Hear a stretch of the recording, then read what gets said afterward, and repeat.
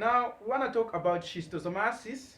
And schistosomiasis is a disease, it is specifically a parasitic disease that is caused by the flukes, the blood flukes belonging to the genus Schistosoma. So the Schistosoma is a genus, and the remaining ones are the ones that belong in that genus. So there is the Schistosoma hematobium,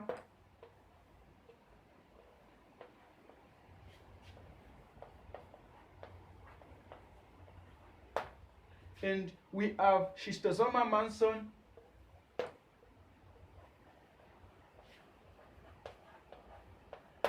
we have Schistosoma mekongi,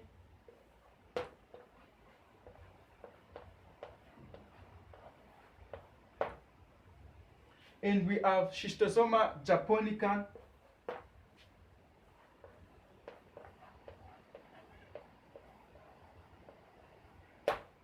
so these are the causes of our schistosomiasis. What we want to do is we'll talk about the incidence, because this disease currently affects most of the people in the South Americans, Africans, and the Asians, and it causes about 200,000 deaths per annually. This is the one of the most causes of death in the African countries, especially in areas where there is lack of sanitation. And the incubation period for this disease is about 3 to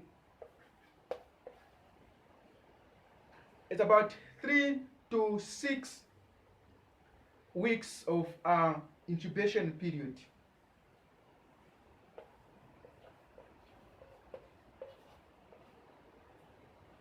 For us to understand this disease, we need to know the pathophysiology and the life cycle, how it begins, how it enters human beings, and how it comes to cause this, what we call the signs and symptoms that we'll be able to see.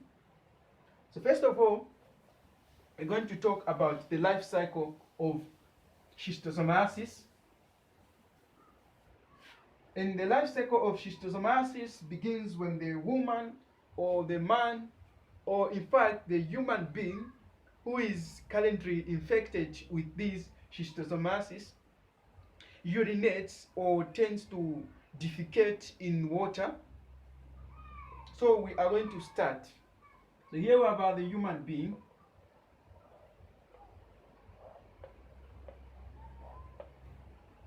And this human being is infected, they urinate. They urinate in water. Here we have the reservoir of water. So here we have our water. They tend to urinate in water, and once they urinate in water, their urine or feces are contaminated or contain the eggs of this schistosomiasis. And what happens is that once these eggs are in the water, they will begin to hatch. So here is our life cycle. And once they begin to hatch, they will develop, because the eggs can only hatch in the presence of water. The eggs are contained in urine or defecation or feces or stool of an infected person, urinated in water or defecates in the water. Once in the water, the eggs begin to hatch. And once they hatch, they develop into something called melacidium.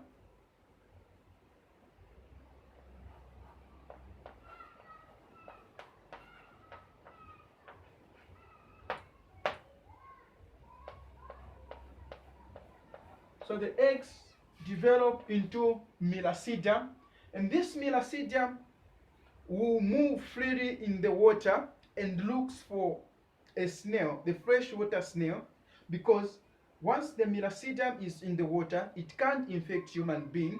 It will only look out for the snail, the fresh living snail inside the water, for it to start in undergoing the process of multiplication.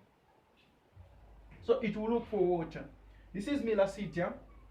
Miracidium looks for a fresh snail, and it finds it, of course, in the water. So here we have the snail.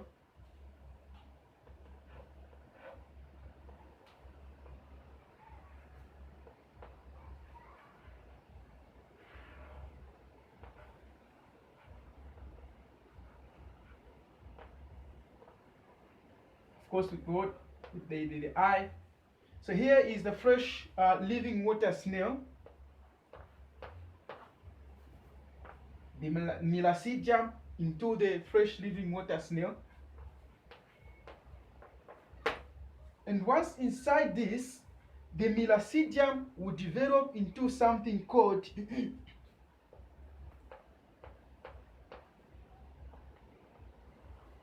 it will go first, it will undergo mitosis inside the lungs, inside the body of this snail, and it will develop into something called sporocyst.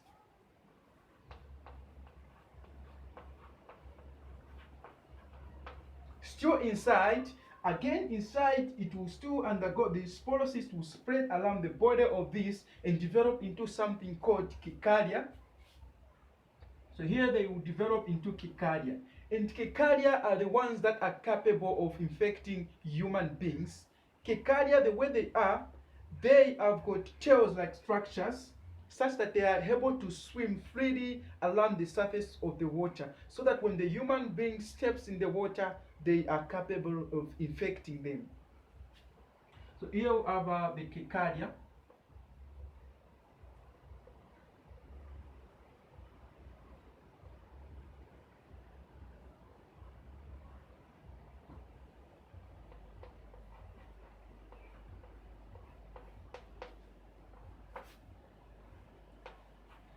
So this is the cicadia.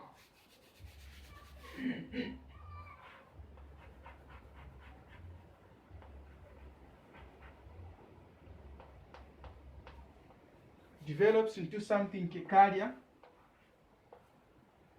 This is the word cicadia.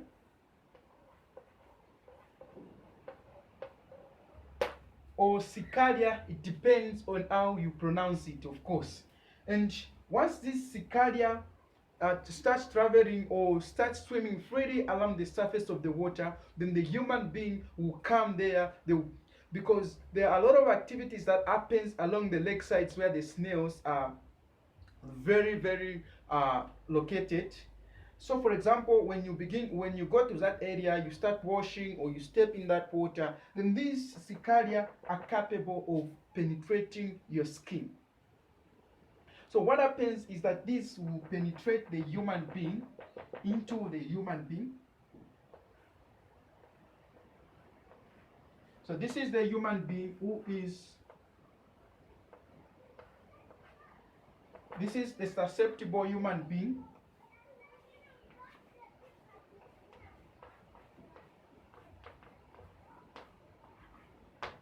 And once inside this human being, what the cicadia will begin to do is that they'll lose their shape, their tail, and upon penetrating that human skin, they tend to lose their tail.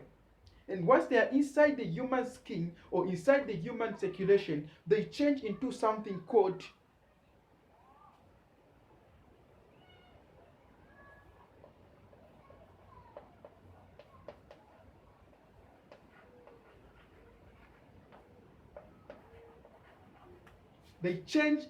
schistosomulum, and schistosomulum will travel to the lungs to the lungs of the human being, to the liver to the liver, where they begin to mature and into adult flukes, the ones that are capable of reproducing.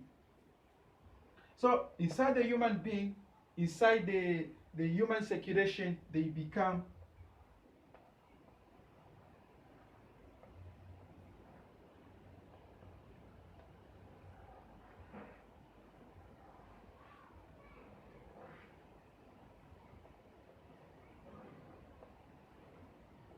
this is this is the mature adult fluke, and this is the one which is capable of reproducing other eggs. So they become into something like this. This is the mature adult fluke, because the way they are is that they are greatly connected together. There is the male one, and this is the female fluke. So this is the female, and this is the male fluke, so that they continue this process of reproduction, and they continue with their life cycle. And what happens once these start developing, once they are in the liver, they would travel. Once they start maturing, start reproducing, then they will travel to the circulatory system, into the GI tract and the urinary tract. So they will travel to the GIT. I think there's a bit of space here that we don't have, but they will travel to the GIT and the urinary tract.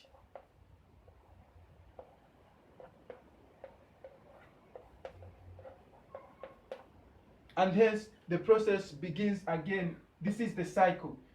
In the GIT, the person defecates. In the urinary tract, the person urinates them. Now, we want to talk about what specifically they do on other systems, on these two systems. So, for example, when they reach the liver, what they do, because this is more like a pathophysiology that I am beginning to do, and of course it is the pathophysiology, because once they are in the liver, because imagine this is the liver, and we know that the aorta is going to be supplying there is the aorta and the inferior vena cava. We know that the aorta is going to be supplying, because there is going to be a branch of the aorta here, which is going to be supplying the liver. This is the liver. It's going to be supplying the liver with oxygen through the hepatic arteries. And as we know, in the GIT, of course, this is the large intestines. In the GIT, we know that there is the vein that drains the GIT and into the liver before it goes into the blood goes into the inferior vena cava. And that vein is what we call the hepatic portal vein. But what happens is that once the flukes starts developing in this area in the liver, because we say that it is only in the liver where they can mature and begin to reproduce. So as they are reproducing, they are maturing, they begin to accumulate in the liver. And this can cause a lot of problems, and one of them is portal hypertension.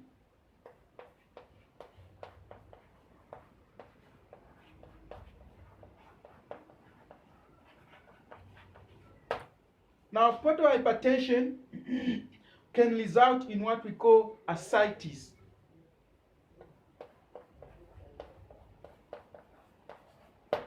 How does this come about? Well, as we know, blood is going through the liver, through the hepatic portal vein to the liver, and once there is no place for blood, since these flukes have accumulated inside the liver cells. So this blood which was coming here will not be able to go through as it does when there are no these flukes. So as a result, there is going to be a backlog of blood.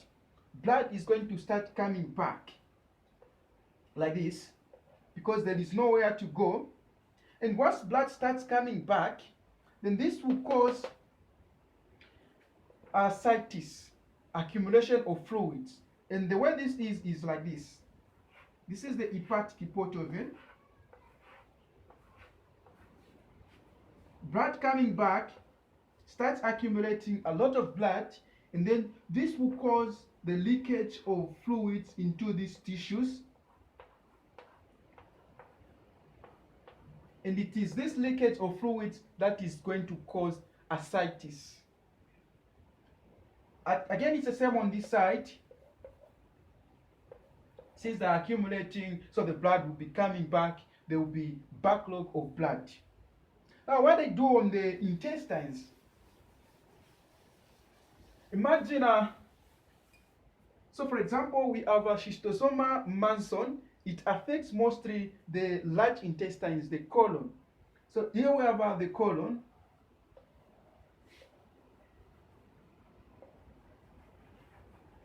These are the large intestines. Of course, we have the cecum, the first part of the large intestines. And so these are the large intestines.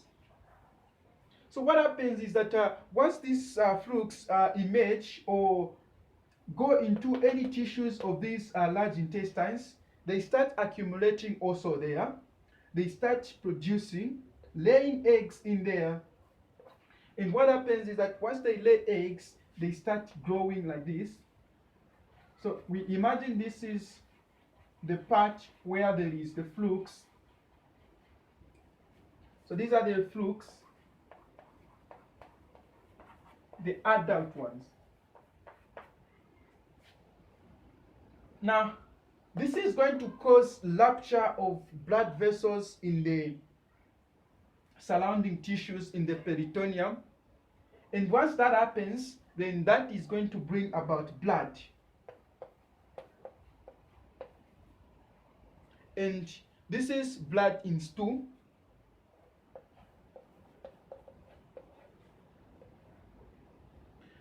Do you know the medical name or the medical term for blood in stool? Well, it's hematochezia.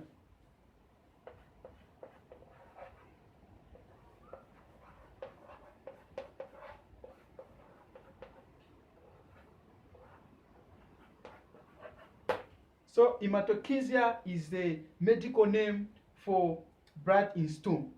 And as well as that, the accumulation of these adult flukes is going to cause about the body to respond and start producing a large amount of the white blood cells. You remember the type of white blood cells that are responsible in phagocytosis of parasites? It's the eosinophils.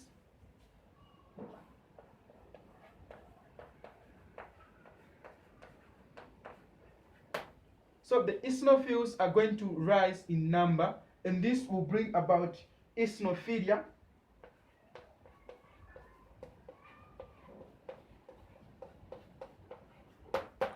Eosinophilia is this rise in amount of white blood cells called the eosinophils in the blood.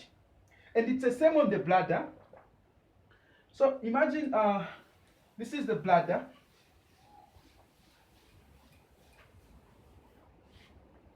The schistosoma manson invades the bladder. Here we have the ureters.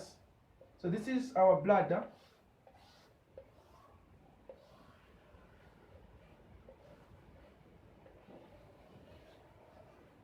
So once they begin to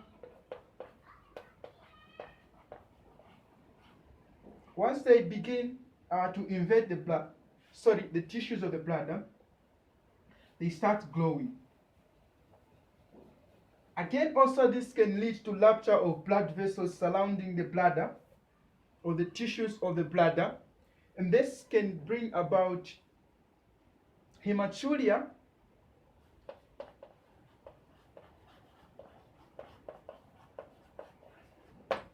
Of course, we know that hematuria is blood in urine, and also this will lead to the body responding by producing the same types of parasitic cells, leukocytes, and these are the eosinophils.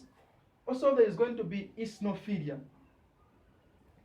Now, quickly, we want to talk about the signs and symptoms. I think from the pathophysiology that we've just seen, we are able to make our signs and symptoms. What are the signs and symptoms for schistosoma hematobia?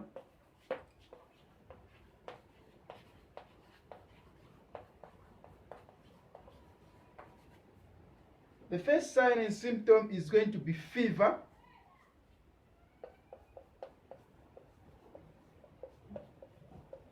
Fever, of course, because there's an infection in the circulatory system. We are going to have hematuria.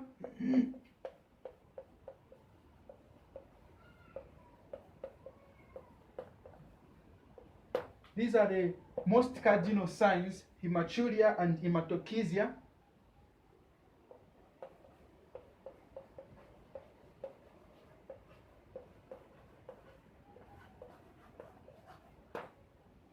Blood in urine, blood in stool. The person might have a stomach ache.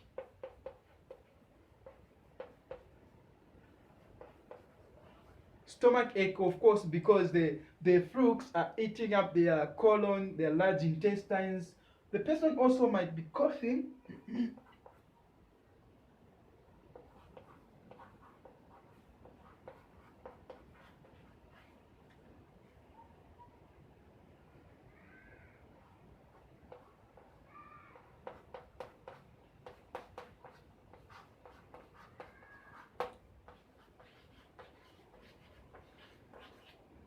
Skin lashes. Skin lashes, because we have learned that these flukes, they penetrate the skin. The cicaria, in form of cicaria, they penetrate the skin by releasing certain enzymes onto the surface of the skin. Of course, that can bring about lashes. There could be joint pains, of course. I've run out of space, but there could be joint pains. All those signs and symptoms will account for this. And the main type of medication that we give to these people, it's Plaziquantel.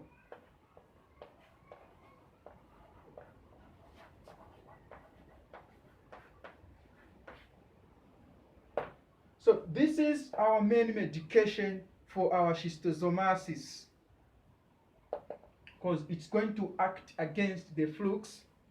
That is what Plaziquantel does. There we have the causes, the incidences, the life cycle, and the medication for our schistosomiasis. So on our management, we are going to do as usual ABC, airway, breathing, circulation. We do all those vital signs.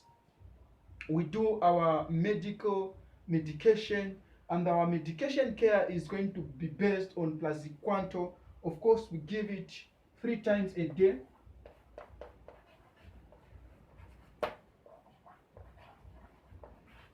And it's in about 200 milligrams per tablet. So this is how schistosomiasis happens.